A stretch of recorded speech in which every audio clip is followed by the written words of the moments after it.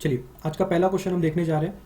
In the first question हम लोग ये देख सकते हैं, वो कहता है एक ब्लॉक है is placed on a rough horizontal plane, a time dependent horizontal force F is equal to K T. ये जो F is equal to K T आप देख रहे हैं, ये एक टाइम डिपेंडेंट फोर्स है जो ब्लॉक के ऊपर लग रही है, जहां पे K एक पॉजिटिव कांस्टेंट है। वो आपसे पूछ रहा है the acceleration time graph of the block is, और आपको ये चार ऑप्शन दिए हुए हैं। इनमें से हमें ये बताना है कि इसमें से एक्सेलरेशन टाइम ग्राफ कौन सा होगा इस सिचुएशन के लिए। एक चीज हमें भूलनी नहीं चाहिए कि इस पे जो फोर्स एक्ट करेगी F is equal to K T इस ब्लॉक को मूव कराने के लिए, ठीक है, ये फोर्स रिस्पॉन्सिबल होगी इस ब्लॉक को एक्सेलरेशन देने के लिए। मतलब जो ग्राफ आप देख रहे हैं यहाँ पे, चारों के चारों ग्राफ जो ऑप्शन में दिए हुए थे, ये चारों के चारों graph acceleration versus time graph आपको दिए हुए हैं, ठीक है। अगर ये चारों के चारों graph acceleration versus time graphs हैं तो ये फोर्स लगाने के बाद ही आपको एक्सेलरेशन मिला है। अंडरस्टैंड करते हैं कि अगर आप किसी ब्लॉक पे जो एक रफ सरफेस पे रखा हुआ है, अगर आप वहां पे देखेंगे तो वहां पे साफ साफ लिखा हुआ है a block is placed on a rough horizontal surface. मतलब जब आप इस हॉरिजॉन्टल सरफेस पे जो कि रफ है, इस पे अगर आप इस तरह का एक ब्लॉक पे प्लेस करेंगे तो इस पे जब आप एक फोर्स लगा रहे हैं, this is the force that is F is equal to K T, तो इसके मोशन को हम एनालिसिस करेंगे। फिर हम लोग डिसाइड करेंगे कि इन चारों में से कौन सा ग्राफ सही बैठता है।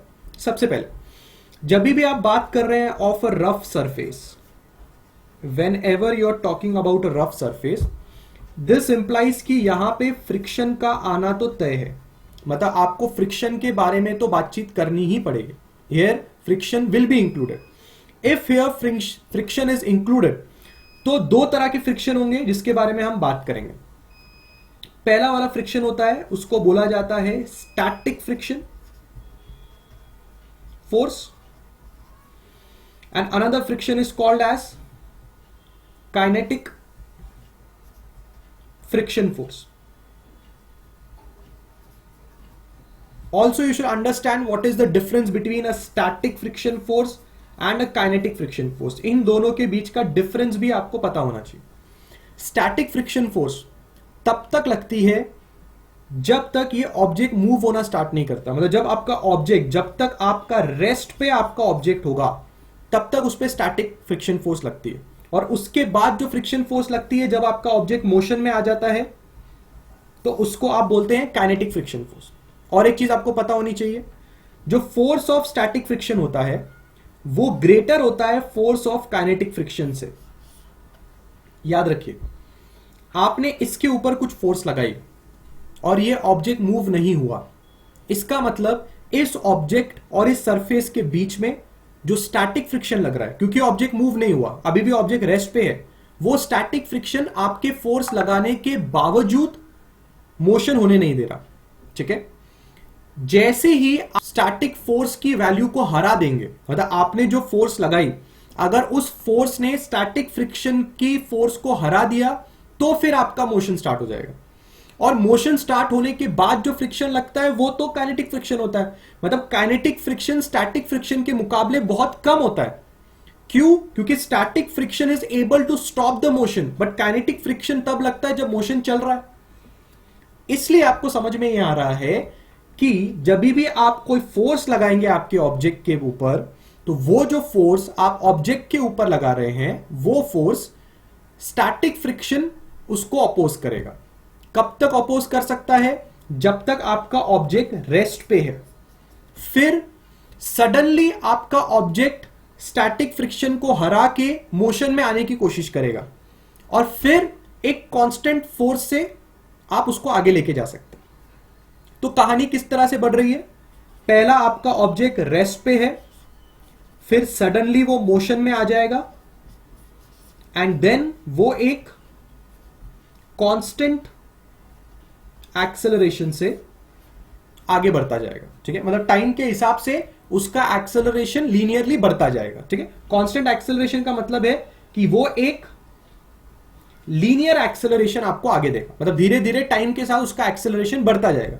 अभी कैसे था? उसकी वेलोसिटी कितनी थी? अभी उसकी वेलोसिटी थी 0 metres per second. Suddenly from 0 metres per second it will gain 10 metres per second. Suddenly उसका एक्सेलरेशन बढ़ेगा फ्रॉम 0 to 10, फिर 10 के बाद वो धीरे धीरे धीरे धीरे अपना वेलोसिटी या एक्सेलरेशन बढ़ाता जाएगा। अगर आप इन पूरी चीजों को ध्यान से देखेंगे तो आपको समझ में आएगा इन ग्राफ में से the graph number second is the appropriate graph जो ये एक्सप्लेन करता है पूरी सिचुएशन को। अगर हम यहां से लेके यहां तक नोटिस करें तो यहां से लेके यहां तक आप देख सकते हैं आपकी एक्सेलरेशन की वैल्यू 0 है। इसका मतलब आपका जो ऑब्जेक्ट है वो अभी रेस्ट पे है। सडनली आप देख रहे हैं कि आपके ऑब्जेक्ट की एक्सेलरेशन में एक स्पाइक आता है, सडनली आपका एक्सेलरेशन इंक्रीज करता है। इसका मतलब क्या है? सडनली आपका एक्सेलरेशन इंक्रीज कर रहा है, इसका मतलब आपने स्टैटिक फ्रिक्शन की वैल्यू को हरा दिया, अब आपका मोशन स्टार्ट हो गया है। सडनली आपके ऑब्जेक्ट के पास एक्सेलरेशन आ गया। सो यहां से लेके यहां तक एक्सेलरेशन सडनली बढ़ता है और फिर उसके बाद आप अपना एक लीनियर इंक्रीज के साथ आपका एक्सेलरेशन आगे बढ़ता जाता है। This is the correct graph which is explaining this whole thing. जब आप एक फोर्स लगाते हो किसी भी ऑब्जेक्ट के ऊपर तो आपका एक्सेलरेशन इस तरह से बिहेव करता है। चलिए नेक्स्ट क्वेश्चन देखते हैं। इन द सेकेंड क्वेश्चन वो कह रहा है कि in a common emitter transistor, CE configuration की बात चालू है। कॉमन एमिटर ट्रांजिस्टर का मतलब होगा सीई कॉन्फ़िगरेशन में हम लोग बात कर रहे हैं। Common emitter transistor amplifier the audio signal voltage across the collector is 3 volts. मतलब कलेक्टर के अक्रॉस का वोल्टेज आपको दिया हुआ है, ठीक है। The resistance of the collector is this much. Collector का रेजिस्टेंस भी आपको गिवन है। If the current gain is 100, current gain मतलब बीटा, करंट गेन बीटा होता है, करंट गेन भी आपको दिया हुआ है। एंड बेस रेजिस्टेंस, और आपको बेस रेजिस्टेंस भी दिया हुआ है, दैट मीन्स आपको आर बी भी दिया हुआ है। The voltage and the power gain of the amplifier is, ठीक है। जब भी आपको सेमीकंडक्टर्स में एम्पलीफायर रिलेटेड क्वेश्चंस आते हैं तो आपने कुछ बातों का ध्यान रखना है। सबसे पहले आपको ये चीज पता होनी चाहिए कि कॉमन एमिटर कॉन्फ़िगरेशन के बारे में यहाँ पे बात चालू है। ये आज का हमारा सेकंड क्वेश्चन हम कर रहे हैं। Common emitter amplifier transistor amplifier के बारे में बात चल रही है। Let us right the given first. आपको सबसे पहले VC दिया हुआ है, that is your around 3 volts. और क्या चीजें आपको दी हुई हैं? अगर आप नोटिस करेंगे तो आपको RC भी दिया हुआ है। RC दैट्स द कलेक्टर का resistance, that's given as 3 kilo ohms. I can write that as 3000 ohms. ये भी चीज आपको दी हुई है। आपको बेस का रजिस्टर दिया हुआ है, दैट इज 2000 ओहम्स। एंड आपको करंट गेन भी दिया हुआ है। करंट गेन को हम डिनोट करते हैं बीटा के साथ, और करंट गेन का जो फॉर्मूला होता है वो भी आपको पता होना चाहिए, that's collector current by base current, और ये आपको 100 दिया हुआ है, ठीक है। क्या क्या चीज वो हमसे चाहता है? Voltage and the power gain of the amplifier, मतलब वोल्टेज गेन भी चाहता है और पावर गेन भी निकालना चाहता है, ठीक है। ये दोनों चीज हम लोगों को कैलकुलेट करनी है, ठीक है। How much is the voltage gain? It is denoted by AV, ठीक है। वोल्टेज गेन आपका किस तरह से आप लिखेंगे? वोल्टेज गेन होता है आपका output voltage upon input voltage, ये आपका वोल्टेज गेन होता है, ठीक है। सिंपली बात है कि आप इस चीज को किस तरह से लिख सकते हैं? आउटपुट वोल्टेज इन अ CE कॉन्फ़िगरेशन, CE कॉन्फ़िगरेशन में जो आपका आउटपुट वोल्टेज होगा वो होगा VC, और जो आपका इनपुट वोल्टेज होगा वो होगा VB। So this is your output voltage, because collector output side में कनेक्टेड होता है और बेस इनपुट साइड में कनेक्टेड होता है इन CE कॉन्फ़िगरेशन। बना लेते हैं एक बार, इस तरह से आप बना रहे, ठीक है। ये आपका ट्रांजिस्टर हो गया, ठीक है। And here is the base. ये आपका ट्रांजिस्टर इस तरह से दिखाई देगा। This is the base, this is the collector and this is the emitter. So you know very very well that in दोनों पॉइंट्स के बीच में आपका इनपुट होता है और इन दोनों पॉइंट्स के बीच में आपका आउटपुट होता है, इस तरह से, ठीक है। सो कॉमन एमिटर कॉन्फ़िगरेशन जब आप पढ़ रहे हैं तो emitter is playing the common role in the input and the output. So output side में कलेक्टर जा रहा है, इनपुट साइड में बेस जा रहा है, ठीक है ना। और एमिटर इनपुट में भी है और आउटपुट में भी है। सो इसलिए आउटपुट साइड के वोल्टेज के लिए VC लिख दिया, इनपुट साइड के वोल्टेज के लिए VB लिख दिया। ये बात आपके दिमाग में क्लियर होनी चाहिए, ठीक है। और इसको आप कैसे कर सकते हैं? आप यहां पे लिख सकते हैं IC RC upon IB RB। मैंने सिंपली ओम्स लॉ लगाया और आपको अभी भी पता चला that IC by IB is basically beta, that is given in the question, that's the current gain. So आप यहां पे लिख सकते हैं इसको बीटा, एंड आपके पास यहां पे चल रहा है RC बाय RB। ठीक है, अब सिर्फ आपके पास सारी की सारी वैल्यूज है, आप पुटअप कर सकते हैं। तो वोल्टेज गेन बीटा आपके पास कितना आ रहा है, बीटा आपके पास 100 आ रहा है, इनटू RC आपको गिवन था, दैट्स योर 3000, एंड RB आपको गिवन था, that's 2000। So this will be 300 by 2 and that will be coming out to be 150। ठीक है, ये आपका आ गया वोल्टेज गेन। सेकेंड पार्ट में वो हमसे चाहता है कि आप ये भी बताएं कि पावर गेन कितना होगा। ठीक है, so power gain is denoted by AP, that is your power gain. जब आप पावर गेन निकाल रहे हैं तो AP पावर गेन का फॉर्मूला होता है current gain multiplied by voltage gain. वैसे पावर का फॉर्मूला ही करंट इंटू वोल्टेज होता है। सो वोल्टेज गेन और करंट गेन को अगर आप मल्टीप्लाई कर देंगे तो आपको पावर गेन मिल जाएगा। So how much is the voltage power gain, हम लोग पुट करेंगे सबसे पहले current gain, that is your 100, और आपने अभी अभी वोल्टेज गेन निकाला, दैट इज 150। अगर इसको सॉल्व करेंगे तो 15000 should be your power gain. So इस हिसाब से अगर आप ऑप्शन चेक करेंगे, सो पहले हमारा 150 आ रहा है एंड देन हमारा 15000 आ रहा है, मतलब C option should be the correct option in this case. चलिए आज का थर्ड क्वेश्चन हम देखने जा रहे हैं। थर्ड क्वेश्चन में हमसे कह रहा है कि एक इलेक्ट्रॉन है, falls from rest through a vertical distance h in a uniform and vertically upwards directed electric field E। ठीक है, इस चीज का डायग्राम हमें बना लेना चाहिए। सपोज कीजिए यहां पे एक इलेक्ट्रॉन है, वो इस तरह से नीचे की तरफ गिर रहा है और वो एक हाइट h तक नीचे की तरफ गिरता है। बट जब ये इलेक्ट्रॉन ऊपर से नीचे की तरफ गिरेगा तो इस इलेक्ट्रॉन में, या ये इलेक्ट्रॉन जिस इलेक्ट्रिक फील्ड में है उस इलेक्ट्रिक फील्ड का डायरेक्शन अपवर्ड्स है। मतलब जब ये इलेक्ट्रॉन हमने ऊपर से नीचे की तरफ गिराया, अब जो इलेक्ट्रिक फील्ड हम यहां पे लेंगे उसका डायरेक्शन हम ऊपर की तरफ मानेंगे। ठीक है, आगे बढ़ते हैं।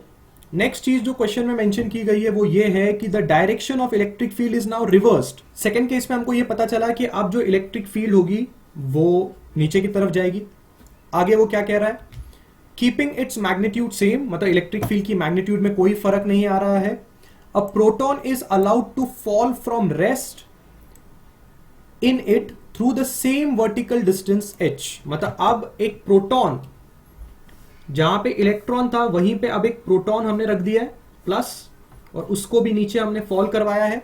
ठीक है, और सेम हाइट पे इलेक्ट्रॉन भी फॉल करेगा। जितनी हाइट से इलेक्ट्रॉन ने फॉल किया उतनी ही हाइट से प्रोटॉन ने भी फॉल किया। ठीक है, हमको ये बताना है the time of fall of electron in comparison to the time of fall of proton is. ठीक है, सपोज कीजिए हमने time of fall of electron को TE कंसीडर कर लिया और हमने time of fall of proton को TP कंसीडर कर लिया। ठीक है, यहां पे प्रोटॉन है, तो हमें यह बताना है कि इन दोनों में क्या रिलेशनशिप है। पहले ऑप्शन में यह बोलता है कि time of fall of electron smaller है प्रोटॉन से, सेकेंड वाले में इक्वल बोल रहा है, थर्ड वाले में 10 टाइम्स ग्रेटर बोल रहा है, एंड फिफ्थ वाले में 5 टाइम्स ग्रेटर बोल रहा है। ठीक है, लेट अस सी इसको कैसे सॉल्व करेंगे। सबसे पहले आपको एक चीज पता होनी चाहिए कि जब भी कोई चार्ज एक इलेक्ट्रिक फील्ड में फॉल करता है या इलेक्ट्रिक फील्ड में मूव करता है तो उसके ऊपर एक फोर्स लगती है। वो जो फोर्स होती है उसका फॉर्मूला होता है F = Q × E। ये फॉर्मूला आपने सुना ही होगा। सेकेंड चीज, आप F की जगह पे ma पुट कर सकते हैं तो Q/E आ जाएगा यहां पे। तो आप यहां से एक्सेलरेशन निकाल सकते हैं Q/E, Q × E/m। ठीक है, हम क्या करेंगे, हम इस फॉर्मूले को दो बार स्टडी करेंगे। एक बार हम एक्सेलरेशन ऑफ इलेक्ट्रॉन के लिए स्टडी करेंगे और एक बार हम एक्सेलरेशन ऑफ प्रोटॉन के लिए स्टडी करेंगे। वन मोर थिंग, हम और एक फॉर्मूला यूज कर सकते हैं S = ut + ½ at², टाइम निकालने के लिए। बिकॉज S की जगह पे हम h सब्स्टिट्यूट कर सकते हैं बिकॉज उसने h नाम का डिस्टेंस ट्रैवल किया है, और दूसरा u = हम 0 सब्स्टिट्यूट करेंगे क्योंकि इनिशियली दोनों के दोनों रेस्ट से गिरे, ऐसा क्वेश्चन में मेंशन किया गया है। तो ये वाला जो फॉर्मूला है h = ut + ½ at², इसमें ये कैंसिल हो जाएगा। h बराबर आएगा ½ AT स्क्वायर, यहां से T स्क्वायर का आएगा 2H अपॉन A, या T की वैल्यू आएगी under root of 2H upon A। ये रहा A का फॉर्मूला, ये रहा T का फॉर्मूला। लेट्स सब्स्टिट्यूट एंड सी कि आंसर्स क्या क्या आने चाहिए। ठीक है, सबसे पहले हम एक्सेलरेशन ऑफ इलेक्ट्रॉन निकाल लेते हैं। Q ही सब्स्टिट्यूट कर लीजिए, कोई फर्क नहीं पड़ता, या स्मॉल e डाल दिया तो भी चलेगा। कैपिटल E इलेक्ट्रिक फील्ड है, मास me डाल दीजिए। अगला है आपका acceleration of a proton, Q ही डाल दीजिए, इलेक्ट्रिक फील्ड तो सेम चल रही है, and mass of a proton. ये आपका दोनों का एक्सेलरेशन आ गया। अब टाइम पीरियड में इन दोनों एक्सेलरेशन को सब्स्टिट्यूट करके देखते हैं कि फाइनल आंसर क्या आना चाहिए। टाइम पीरियड ऑफ इलेक्ट्रॉन की अगर बात करेंगे तो हमें लिखना चाहिए under root of 2H upon acceleration of electron divided by time period of proton कर लेते हैं। Acceleration of proton upon 2 times H आएगा। 2H और 2H कैंसिल हो जाएगा। Time period of electron, sorry, time taken by the electron by time taken by the proton is coming out to be acceleration of proton upon acceleration of electron. इसकी जगह पे हम ये formula substitute कर सकते हैं। So acceleration of proton is how much, QE by MP into, ये ऊपर जाएगा, ME बाय QE। क्योंकि हम इलेक्ट्रॉन और प्रोटॉन का चार्ज का वैल्यू सेम मानते हैं, सिर्फ नेगेटिव और पॉजिटिव का फर्क होता है, तो आप यहां से QE दोनों कैंसिल कर सकते हैं। इसका मतलब जो mass of an electron by mass of an proton आ रहा है, that is the TE by TP का formula. So TE by TP is basically under root of mass of electron upon mass of proton. इस फॉर्मूले को देख के हमको एक चीज तो क्लियर हो रही है कि जो टाइम लगेगा ऊपर से नीचे आने के लिए वो डायरेक्टली प्रोपोर्शनल होगा आपके मास के। इसी चीज से हम फाइनल आंसर गेस कर सकते हैं, क्योंकि मास of an electron is less, इसका मतलब उसको टाइम भी कम लगेगा ऊपर से नीचे आने के लिए, and mass of A proton is more, तो उसको टाइम ज्यादा लगेगा ऊपर से नीचे आने के लिए। सो इसी चीज से हम डिपिक्ट कर सकते हैं कि जो टाइम होगा इलेक्ट्रॉन का नीचे आने के लिए वो लेस होगा as compared to the time of the proton. That means the first option should be the correct, because आप देख सकते हैं in the option number third it is saying greater, no it's not greater, it's greater, it's not greater, equal भी नहीं है। Time period of the time of fall of electron in comparison to the time of fall of proton is smaller. Time, मैं बार बार time period बोल रहा हूं, it is time taken. So I hope you have understood. This will be your answer for this question.